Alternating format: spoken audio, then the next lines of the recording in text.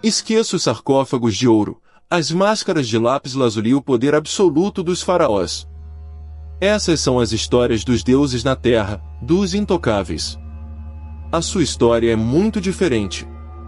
Imagine abrir os olhos não para o brilho do ouro, mas para a luz alaranjada de um sol que racha a terra e castiga a pele.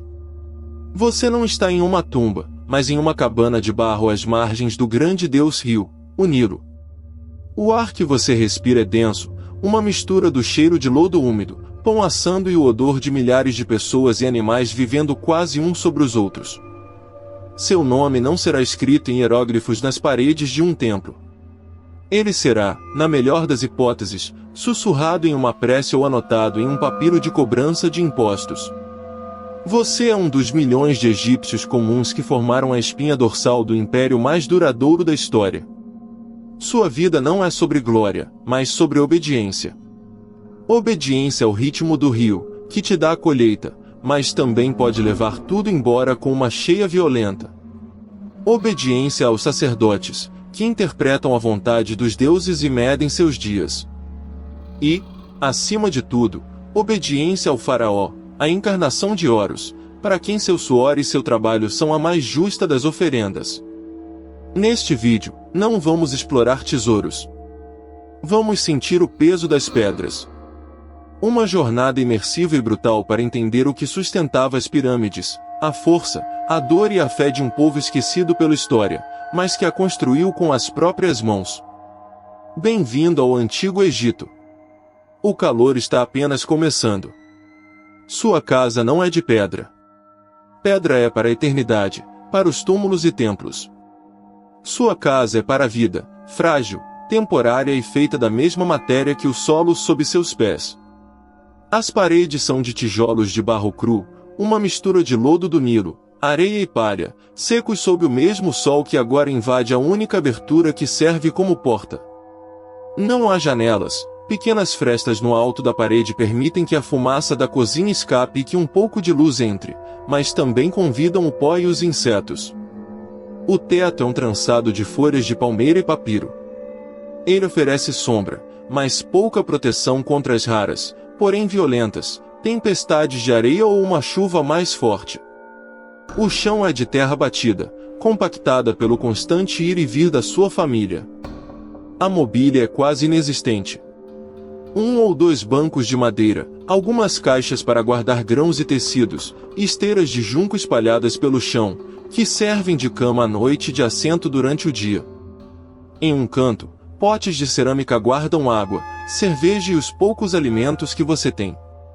Não há banheiro, nem água encanada. Suas necessidades são feitas em um buraco do lado de fora ou em um pinico, cujo conteúdo é jogado diretamente no rio ou em canais próximos.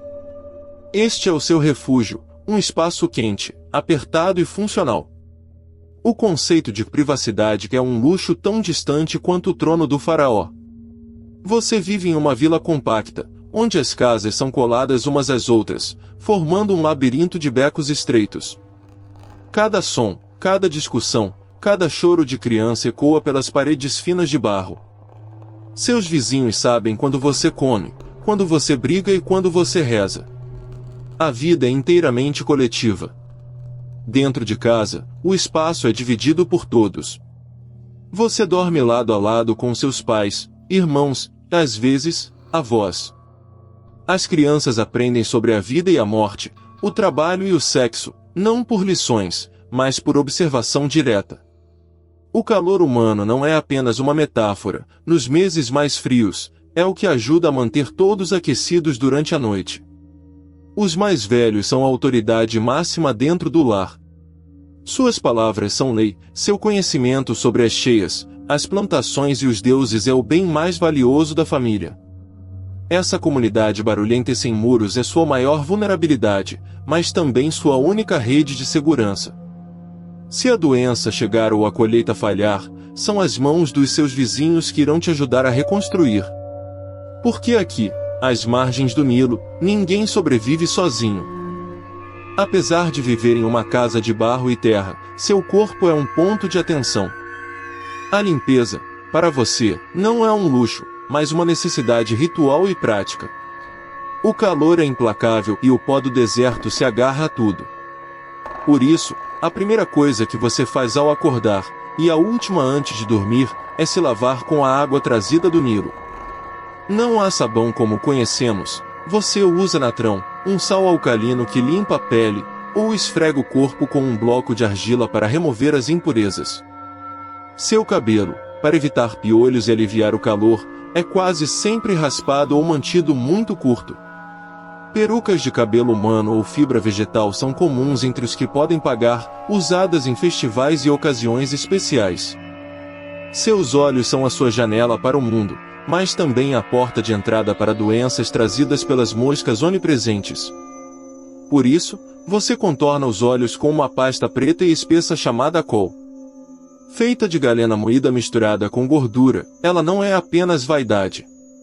Acredita-se que o col repele as moscas, protege os olhos do brilho ofuscante do sol e possui propriedades mágicas para afastar o mal-olhado. Homens, mulheres e até crianças usam. O corpo é um vaso que precisa ser protegido das forças do caos, e a aparência limpa e cuidada é um sinal de ordem pessoal, um reflexo de Maat no seu próprio ser. A beleza é uma forma de honrar os deuses e a si mesmo, um pequeno ato de controle em um mundo onde quase nada está sob seu comando. Sua força para trabalhar vem de dois presentes do rio, o pão e a cerveja. O pão não é macio e branco. É um pão escuro, denso e grosseiro, feito de trigo emer ou cevada. A farinha é moída em pedras, o que significa que pequenos grãos de areia e lascas de rocha são ingredientes acidentais e inevitáveis, desgastando seus dentes ao longo da vida. A cerveja também não é como a de hoje. É uma bebida espessa, quase uma sopa, rica em nutrientes e calorias, sendo a base da sua alimentação e, muitas vezes, parte do seu pagamento.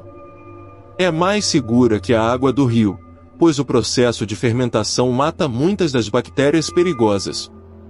Além disso, sua dieta inclui o que o Nilo e as terras férteis oferecem: peixe seco ou salgado, lentilhas, grão de bico, e uma abundância de alho e cebola, que são consumidos crus e cozidos. Carne é uma raridade absoluta, um luxo reservado para festivais religiosos ou para a mesa dos nobres. Um pedaço de frango, porco ou carneiro é um banquete que você talvez prove apenas algumas vezes por ano. Você come o que está disponível, o que a estação permite. Mas a ameaça da contaminação é constante. Parasitas na água e alimentos mal conservados sob o calor intenso fazem da diarreia e das dores de estômago uma parte normal e perigosa da sua existência.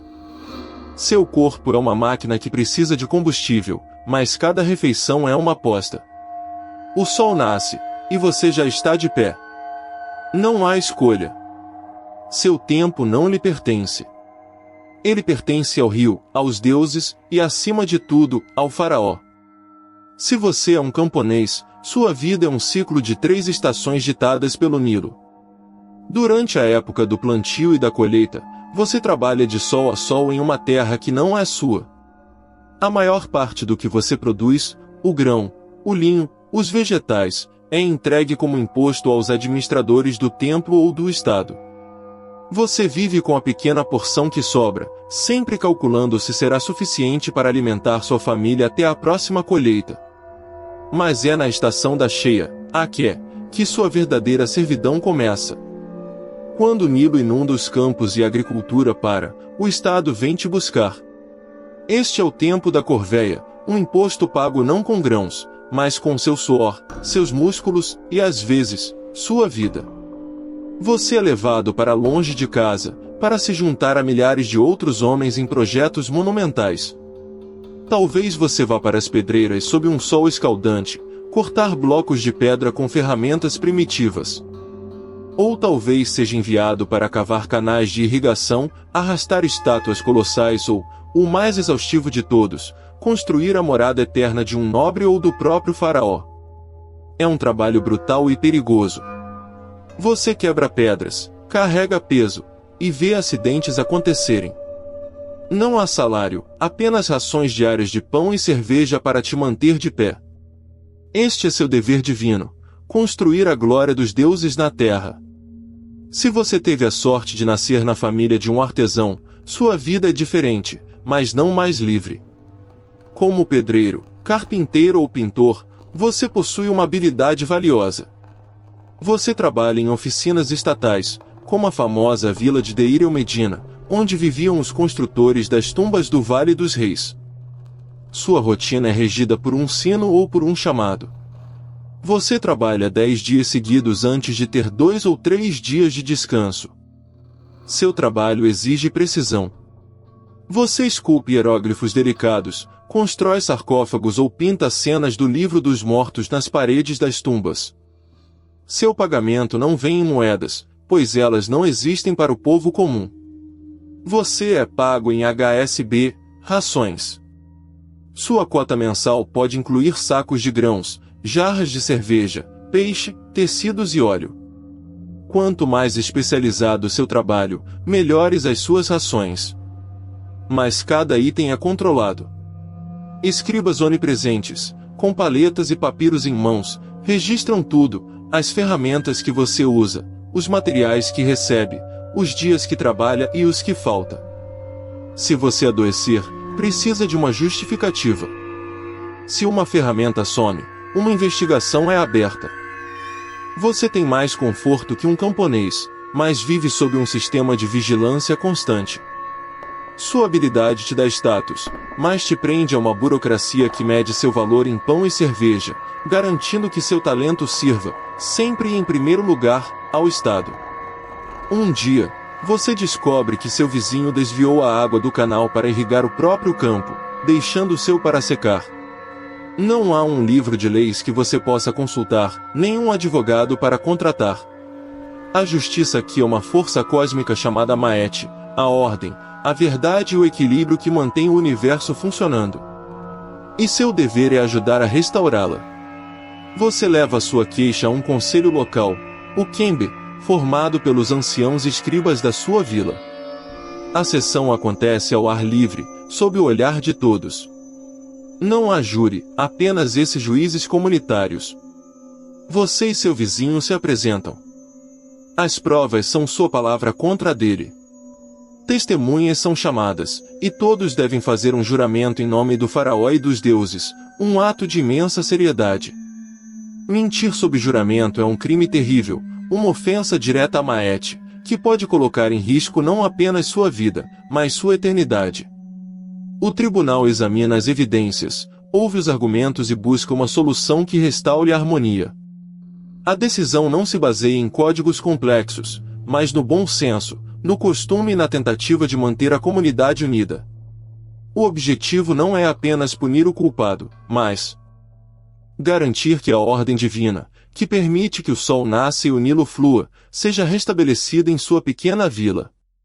A palavra dos juízes é final, e desobedecê-la é desafiar a própria estrutura do cosmos. Se o Kembe declara seu vizinho culpado, a justiça é rápida, pública e dolorosa. A prisão como a conhecemos não existe. Manter um prisioneiro é um desperdício de recursos. A punição deve ser sentida no corpo e vista por todos, servindo de lição. Por um crime menor como o seu, a sentença pode ser devolver a água e sofrer uma série de açoitamentos em praça pública, talvez sem bastonadas nas costas ou na sola dos pés. A humilhação é parte integral da pena. Você assiste, assim como o resto da vila, para que todos se lembrem do preço de perturbar a ordem. Mas se o crime fosse mais grave, o roubo de um saco de grãos do templo ou, pior, a violação de uma tumba, a fúria do Estado seria implacável. O roubo de túmulos é o crime mais hediondo, pois ataca a vida eterna de uma alma. O culpado seria torturado para confessar e revelar seus cúmplices. A punição seria morte, executada de forma brutal para aniquilar o corpo e, talvez, a alma. Empalamento em uma estaca afiada era um método comum, deixando o corpo para ser comido por abutres. Outras penas severas incluíam a mutilação, como cortar o nariz e as orelhas, marcando o criminoso para sempre, ou o exílio para as minas de ouro da Núbia, um trabalho forçado sob condições desumanas que equivalia a uma sentença de morte lenta. A justiça do faraó é absoluta, e seu braço é longo e pesado. O Nilo te dá a vida, mas também te traz a morte. Você trabalha descalço em suas águas rasas e lamacentas, sem saber que elas estão infestadas de parasitas invisíveis. Lentamente, você começa a sentir uma fraqueza que nunca passa, e vê sangue em sua urina.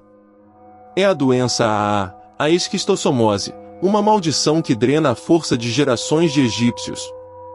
Seus filhos, que brincam na beira do rio, sofrem de diarreias constantes e febres que os levam em poucos dias. A mortalidade infantil é uma sombra em cada lar, ter muitos filhos é a única garantia de que alguns sobreviverão. As moscas, atraídas pelo lixo e pela umidade, são uma praga incessante. Elas pousam no canto dos seus olhos e nos de seus filhos, transmitindo infecções dolorosas que causam secreção, inchaço e, com o tempo, a cegueira, tracoma.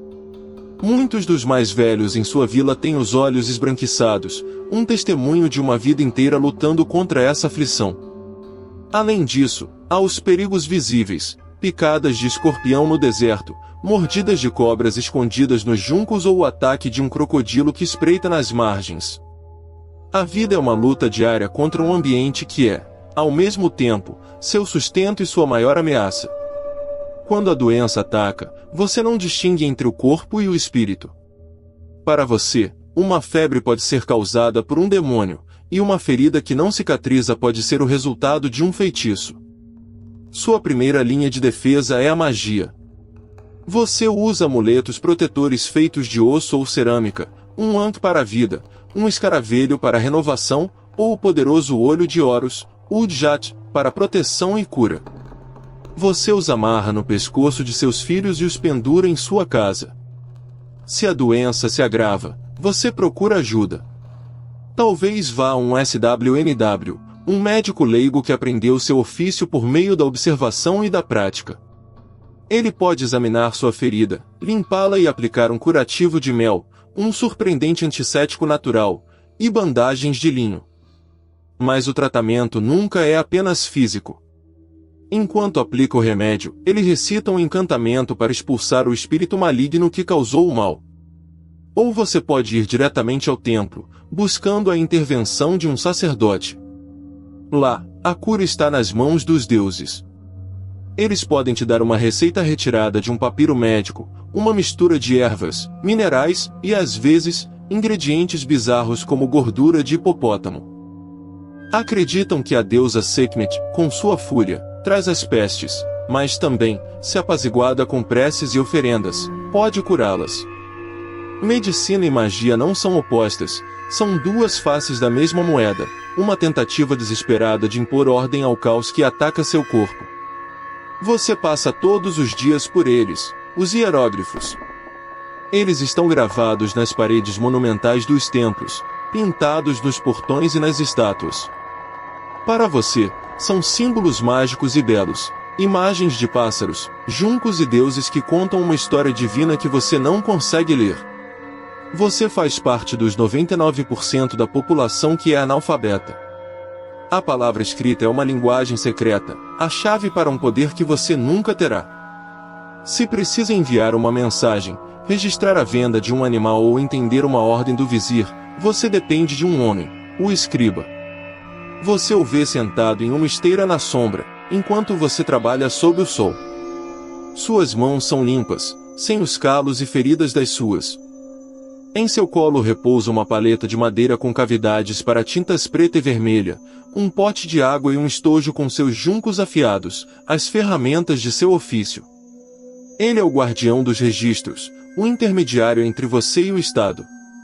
Ele anota sua colheita, calcula seus impostos e lê os contratos que determinam seu destino. A autoridade dele não vem da força, mas do conhecimento.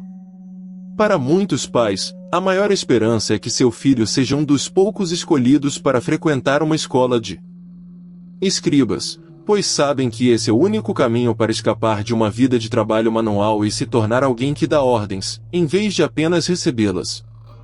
O poder do faraó não é mantido apenas por exércitos, mas por milhares de rolos de papiro. É o trabalho do escriba que permite que o império funcione. Eles são a engrenagem invisível que move o Egito. Usando uma forma cursiva e rápida de escrita chamada hierática, eles registram cada detalhe da vida econômica e civil. Listas intermináveis de grãos que entram e saem dos celeiros do Estado. Censos de gado para a cobrança de impostos. Registros diários de presença dos trabalhadores nas obras das tumbas e a quantidade de rações que cada um recebeu. Cada tijolo, cada jarra de cerveja, cada pedaço de pão é contado e anotado. Essa burocracia meticulosa é uma ferramenta de controle absoluto. Ela garante que os impostos sejam pagos, que os projetos sejam concluídos e que a vontade do faraó seja cumprida até nos vilarejos mais distantes. Mas a escrita também serve à eternidade. Nas tumbas, são os hieróglifos sagrados que registram os feitiços do livro dos mortos, guias essenciais para a jornada da alma na vida após a morte. Nas paredes dos templos, eles narram as vitórias do faraó, transformando história em propaganda divina, garantindo que suas glórias jamais sejam esquecidas.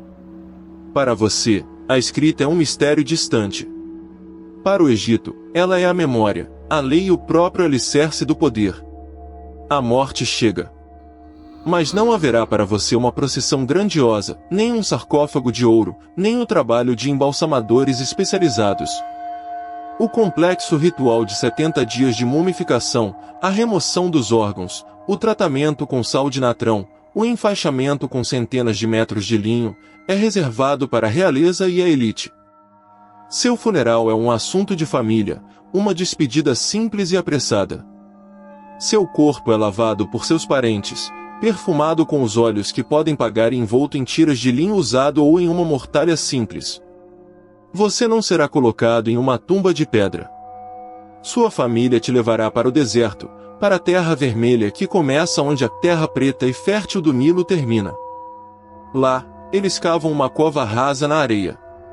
Ao seu lado, colocam alguns bens humildes para sua jornada, um pote de cerâmica com cerveja e pão, sua ferramenta de trabalho mais fiel, talvez um amuleto do olho de Horus para proteção.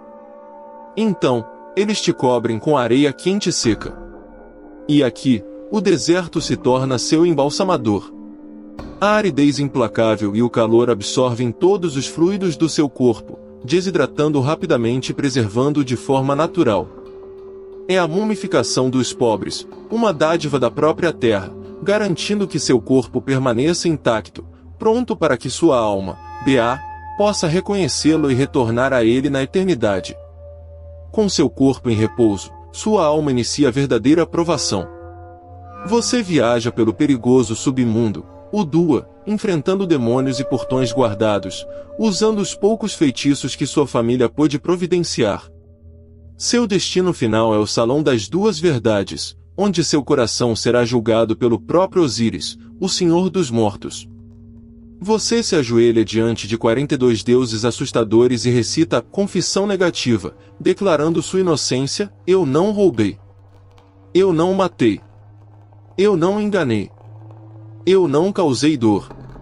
Eu sou puro. Então, o momento decisivo acontece. Anubis, o deus com cabeça de chacal, te conduz a uma grande balança de ouro. Em um dos pratos, ele coloca seu coração, e B, a sede de sua consciência e moralidade. No outro prato, ele deposita uma única pena de avestruz, o símbolo de Maat, a verdade e a ordem cósmica. Todos os seus atos, pensamentos e segredos pesam em seu coração. Se você viveu uma vida justa, seu coração será leve como a pena. Toto, o escriba dos deuses, anota o resultado, e Horus te leva à presença de Osíris, que te concede a vida eterna no campo de juncos, um paraíso onde você viverá para sempre. Mas, se seu coração estiver pesado de pecados, ele penderá na balança. A sentença é o terror absoluto. Seu coração é jogado para Mit, a devoradora, uma besta monstruosa com cabeça de crocodilo, corpo de leão e traseiro de hipopótamo. Ela devora seu coração, e você deixa de existir para sempre. É a segunda morte, a aniquilação total. O medo desse fim é o que guia cada ação moral de sua vida. A religião dos grandes templos, com seus sacerdotes de alto escalão e rituais complexos, é distante da sua realidade. A sua fé é vivida aqui, no chão de terra da sua casa. Em um pequeno nicho na parede de barro, você mantém seu altar doméstico. Nele, não há estátuas de ouro, mas pequenas e rústicas figuras de argila ou madeira. Uma delas é a imagem de Bes, o deus anão, de aparência grotesca, mas um protetor feroz da casa, que afasta cobras, escorpiões e espíritos malignos com suas caretas. Ao lado dele, talvez esteja uma estatueta de Taveria, a deusa com corpo de hipopótamo grávida, cabeça de leão e patas de crocodilo, a guardiã das mulheres grávidas e dos recém-nascidos. Todos os dias, você faz suas oferendas. Não são bois ou tesouros, mas um pedaço do pão que você assou, uma pequena porção da sua cerveja, ou simplesmente uma prece sussurrada ao amanhecer. Suas preces são práticas e diretas. Você não pede pela glória do império, mas para que seu filho se cure de uma febre, para que sua gravidez seja segura, para que a colheita não seja devorada por gafanhotos. Os deuses não são entidades abstratas, são forças ativas que participam do seu dia a dia. Eles são seus vizinhos invisíveis, seus guardiões, e às vezes, seus juízes. A religião, para você, é uma conversa constante, uma negociação diária para manter a segurança e a ordem em seu pequeno mundo. Para cada deus que traz ordem, há uma centena de demônios que anseiam pelo caos.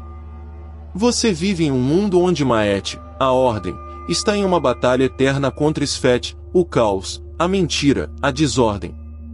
O deserto vermelho que se estende além dos campos férteis não é apenas areia e pedra, é o lar de forças hostis. A escuridão da noite não é apenas a ausência de luz. É um tempo em que os espíritos dos mortos inquietos, Mut, e demônios podem vagar, trazendo doenças e pesadelos. Um barulho estranho no meio da noite, uma doença súbita, uma tempestade de areia que destrói sua plantação, nada disso é um simples acidente. É um ataque de Sfet. Seu maior medo é que o caos vença. Por isso, sua vida é cercada de rituais de proteção. Você recita encantamentos ao sair de casa, feitiços para proteger seu sono. Amuletos não são joias, são armaduras. Você carrega um escaravelho para garantir o renascimento, e seu filho usa um olho de Horus no pescoço para se proteger de doenças e do mal-olhado. Você teme os lugares escuros e os dias de transição, como o fim do ano, quando o mundo se torna mais vulnerável às forças das trevas. Viver no Egito não é apenas adorar os deuses benevolentes. É uma vigília constante contra os monstros que se escondem nas sombras, uma luta diária para garantir que o sol nasça novamente e que a ordem prevaleça por mais um dia. Se você nasceu mulher no Egito, seu destino é notavelmente diferente do de suas irmãs em outras partes do mundo antigo. A lei te reconhece como um indivíduo. Você não é propriedade de seu pai ou de seu marido. Você pode herdar, possuir e vender terras e bens em seu próprio nome. Se seu pai morre e não deixa filhos homens, a propriedade pode passar para você. Você pode ir a um tribunal e servir como testemunha. Pode fazer contratos, administrar um negócio, talvez uma pequena tecelagem, uma padaria ou a produção de cerveja, e manter o lucro para si. E, mais surpreendente de tudo, se seu casamento se torna insustentável, você tem o direito de iniciar o divórcio. Não é um processo fácil, mas é possível. E, ao se divorciar, a lei garante que você receba de volta o dote que trouxe para o casamento e, geralmente, 1/3 dos bens acumulados pelo casal. Essa autonomia legal te oferece uma camada de proteção e dignidade que era simplesmente impensável em outras civilizações. Você não é impotente perante a lei. Você tem voz, direitos e a capacidade de controlar seu próprio patrimônio, uma centelha de liberdade em um mundo rigidamente estruturado. Apesar de todos os seus direitos legais, sua identidade e seu valor social são definidos por um único lugar, o lar. Seu título mais honrado é Nebetir, a dona da casa. É dentro dessas paredes de barro que seu verdadeiro domínio existe. Sua vida é um ciclo de trabalho doméstico implacável. Você acorda antes do sol para moer os grãos, assar o pão para o dia, preparar a cerveja, fiar o linho e tecer os tecidos para as roupas da família. É sua responsabilidade administrar os suprimentos, cuidar das crianças e dos doentes. Sua função mais crucial, no entanto, é gerar filhos. A pressão para produzir um herdeiro, especialmente um filho homem para manter o nome da família e realizar os rituais funerários, é imensa. A infertilidade é vista como uma grande tragédia e pode ser motivo para seu marido tomar uma segunda esposa. Cada gravidez é uma aposta de vida ou morte. O parto é perigoso, e muitas mulheres não sobrevivem a ele. Você reza fervorosamente para Tavere, a deusa protetora do parto, buscando sua ajuda. Sua vida é uma dualidade. Você é uma cidadã com direitos perante a lei, mas uma serva das necessidades da família dentro de casa. Seu poder legal te dá segurança, mas são seus filhos e a eficiência de seu lar que definem seu status aos olhos da comunidade. As areias do tempo cobriram os templos e as cidades do seu mundo.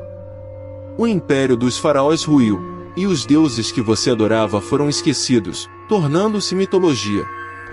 Mas será que tudo realmente desapareceu? Olhe com atenção.